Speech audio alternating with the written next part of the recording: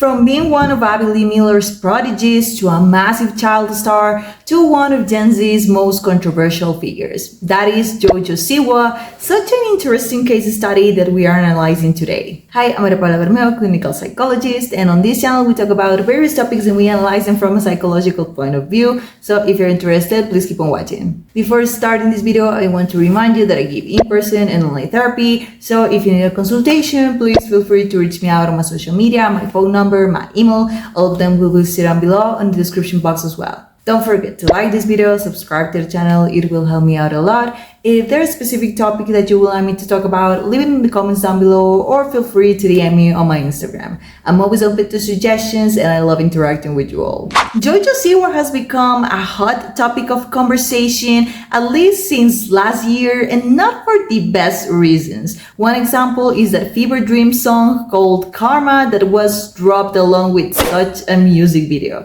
Literally every time I hear the word karma, her song starts playing in the back of my head till this day. But not only that, her name has been everywhere in those TSPL pages due to her messy relationships and most recently, well, because she decided she's not a lesbian anymore. I thought this would be an interesting story to analyze from psychology because again, it tells us a lot about the declining mental health of child stars, those kids that are forced to act like adults, but also about how gender ideology has become a dysfunctional coping mechanism for individuals these days. Now, if you don't know who Jojo is, you've probably been living under a rock, or you're a middle-aged adult that doesn't know anything about the younger celebrities. That's valid. Anyway, I'll give you a brief introduction so we are all on the same page. Jojo Siwa is a 22-year-old girl from Omaha. Her dad, Tom Siwa, was a chiropractor and her mom, Jesseline, was a dance teacher.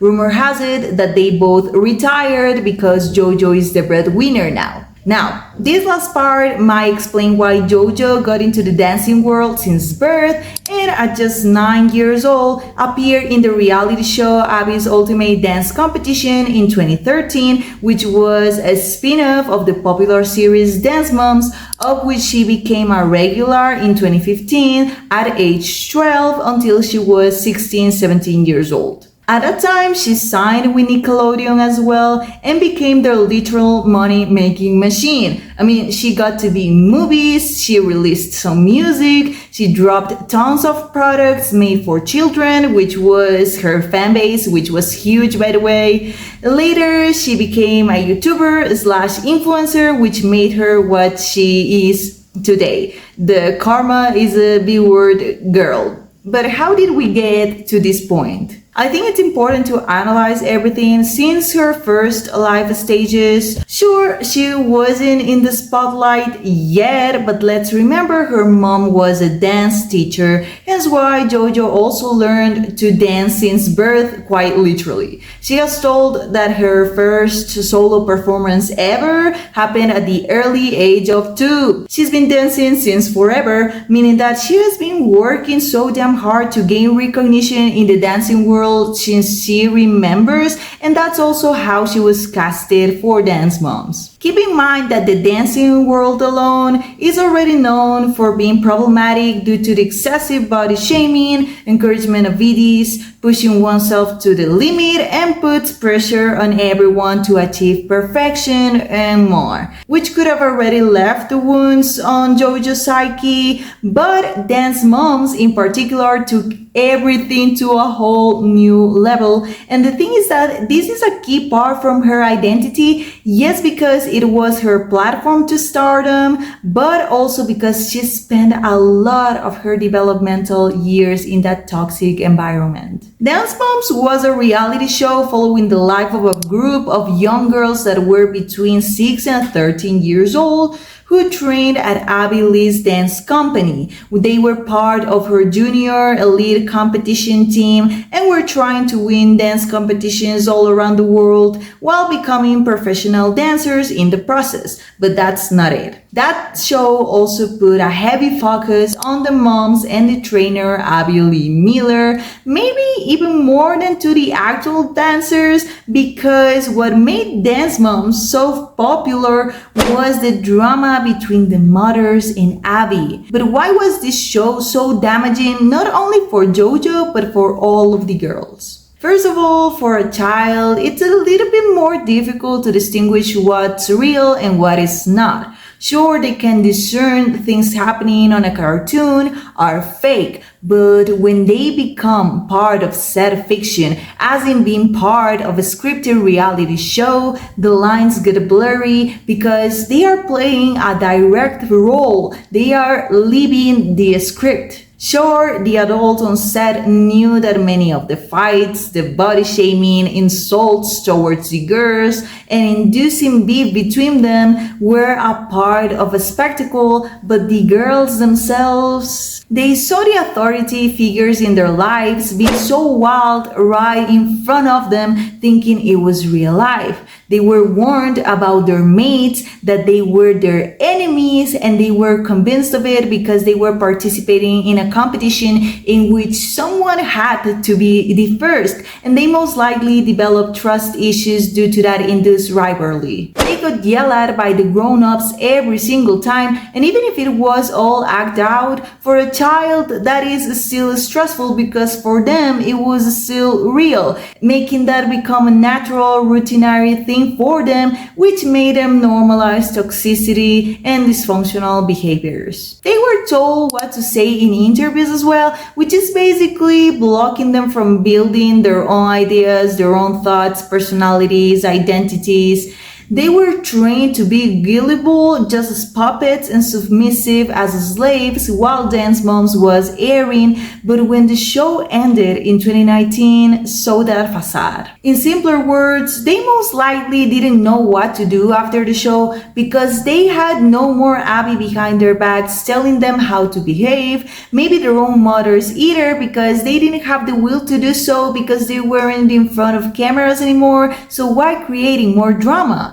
But the damage was already done. By then, the girls were basically thrown to the wild jungle of real life, and maybe that's when they also started questioning why isn't life as dramatic and toxic as it was on set, which could have been eye-opening but also shocking, as maybe they started to realize they have so much trauma from Dance Moms they haven't addressed. I mean, many of the girls themselves have talked about how hard it has been to process everything. Participants, as Maddie Ziegler, have even told they have repressed many things due to how traumatic they were, to the point they don't even remember what exactly happened during the show, but still they suffer from mental health issues as anxiety, PTSD, depression, panic attacks, because the unconscious part of their brains has everything saved in the back of it, which for anyone is frustrating because they might be acting in a way, they might be scared of something and not knowing why is so annoying, and that also increases stress and tension. In the same way, many of the girls have opened up about going to therapy to finally address many issues they have had, to be able to let go and heal, which has been difficult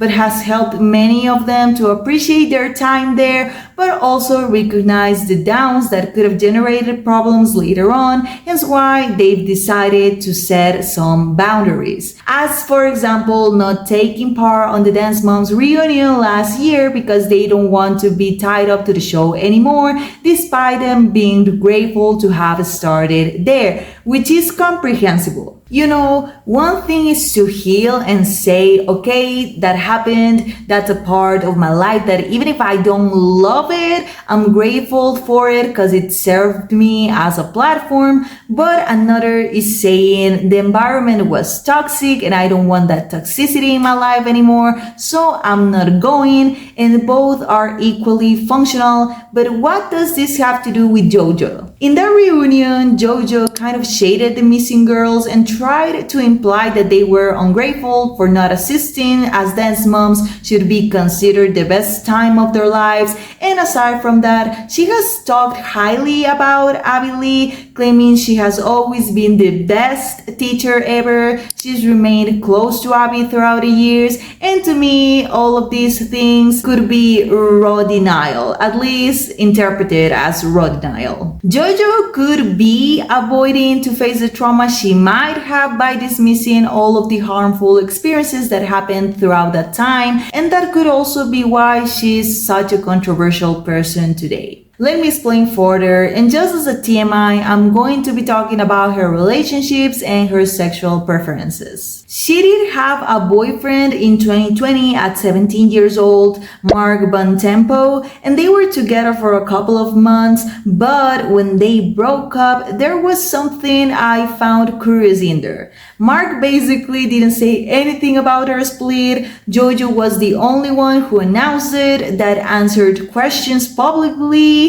She was controlling everything. She has a need to control things. And why? Because when she was a kid, she couldn't. There was always someone controlling her, which could have been emotionally damaging. So as she grew up, she developed the urge to dominate, to cope, and her first relationship was just a glimpse of it. But Jojo was mostly controlled by women, so maybe she had the necessity to somehow control females as well. And that could be first why she stopped being that bubblegum, big bow, colorful girl and adopted a more tomboyish personality, as maybe that could serve her to play a more masculine, head of the home character. And it could also be why she felt drawn to get into romantic relationships with girls, because a relationship with a woman for her could have been the easiest way in which she could create a power dynamic with a woman,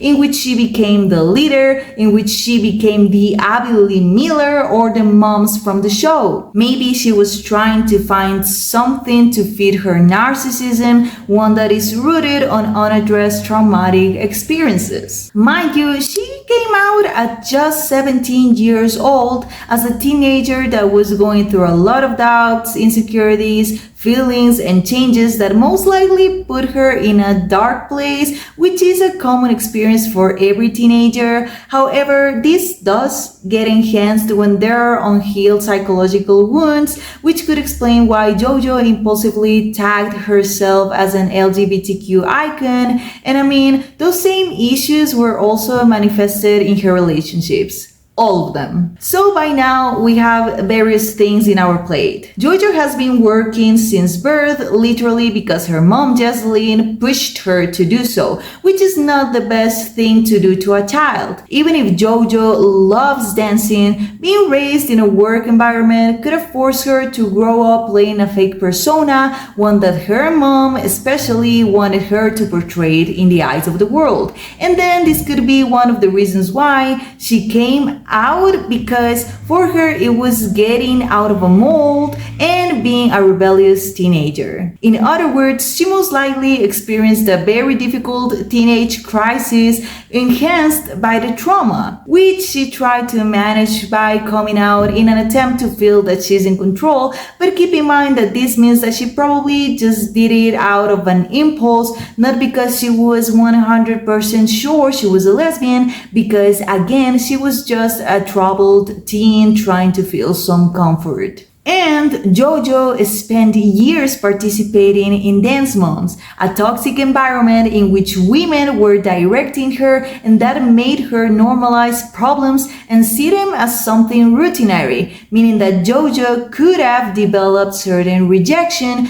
towards women afterwards and the need to control them as well, such as other females did to her, which she maybe tried to displace on her partners, who, except of Mark, have all been women, and may explain why her relationships have always ended abruptly and why her exes have always shaded her. They all have said that they were love bombed by Jojo at first, maybe as Abby did to Jojo to keep her on her side. They all have commented how Jojo has offered them the entire world and an amazing future together, that she paid for their trips and many other luxurious things, manipulating them to subdue them just as she was throughout her childhood. They all have said Jojo had to approve the things they posted online or not, so she has been their literal boss, just as Abby and her mom have been for her, and they all have confessed Jojo gaslighted them so hard they thought they were the problem, just as the Dance Moms team did to all of the girls when they were little, so they could keep the show going. Again, I'm pretty sure Jojo actually developed such an aversion towards women she has been trying to cope with by displacing her trauma to her former girlfriends. Now, you might be asking, if you're just talking about her many girlfriends, then why are you saying she's not a lesbian anymore? Okay. So, 2 months ago, Jojo participated on the show Celebrity Big Brother UK. It lasted from April 7th to April 25th of 2025. The show basically put many celebrities in a house in which they weren't able to have their cell phones, computers, anything. They were disconnected from the outside world while having to take part into certain challenges to win the competition, and everything was streamed on a live broadcast, hence why the Big Brother part. There were other famous individuals participating aside from Jojo, but there were too many which I won't be naming. Just know there were a lot. But it was Mickey Rourke that shamed Jojo for being a lesbian and told her that after the show ended, she won't be gay anymore. Keep in mind, Jojo was dating Kat Epps, a non-binary influencer. Anyway, Jojo looked uncomfortable when that happened, and Chris Hughes, better known for participating in Love Island, comforted her, and that was the beginning of a weird bond. Because Jojo was supposed to be dating Kat, but during those Celebrity Big Brother live streams, Jojo and Chris were all lovey-dovey, they were cuddling in bed, they were kissing each other on the cheeks, on the forehead very often, they even peed on a bottle in front of each other if I'm not wrong. Weird, but whatever. People started questioning what was going on. If Jojo was cheating on Kat live, if she was actually a lesbian or not. Why was Chris flirting with Jojo if he's 10 years older than her? And on top of that, in the middle of the show, Jojo actually started questioning her sexuality, and later she declared herself as not a lesbian but rather queer, which in Google terms is being fluid, like in everyone, I would say. Then, when Celebrity Big Brother ended, the cast had a party in which Jojo broke up with Kat to subsequently go to interviews with Chris, claiming they were only a platonic friendship, to then be seen together everywhere, kissing, cuddling, and posting stories expressing the love they feel for each other, that their time together fills each other's hearts, and sharing very explicit, intimate pictures that I think we shouldn't have seen. My guess is that they are most likely dating, they just don't want to say directly, but yes. Now Jojo is apparently dating a man after being the cover for all of the lesbians out there. What happened there? As I said before, Jojo came out in the middle of the pandemic, a time in which we were all isolated and overthinking about everything. And as a troubled teenager that was raised in an atypical environment, since she was a little baby, that caused her to go through a lot of trauma that she didn't address, to not develop an individualized, authentic identity, she most likely was trying to cope with all of that by being with other women, as it made her feel in control and as if she was breaking the rules, hence why she made her sexual preferences her tag. But when she finally had a chance to bond with a man, in this case Chris Hughes, maybe she realized she felt more comfortable with a male. Maybe she liked being the vulnerable one and feeling protected. Maybe she got hit with the reality that she thought she was a lesbian for the wrong reasons before, and that is why she opened up to be with a man. In conclusion, as we could see throughout this whole video, child stars have it very hard in the industry because they don't have the chance to develop normally. They are always being told to act in a certain way, they are exploited and mistreated, and this causes them to build a dysfunctional mindset that normalizes toxicity, that has plenty of unhealed trauma they could displace with others later on, which explains why they become so problematic as they grow up. That is why it is important to advocate for children's security, especially in the artistic industry. Because yes, it is nice to see them making their dreams come true,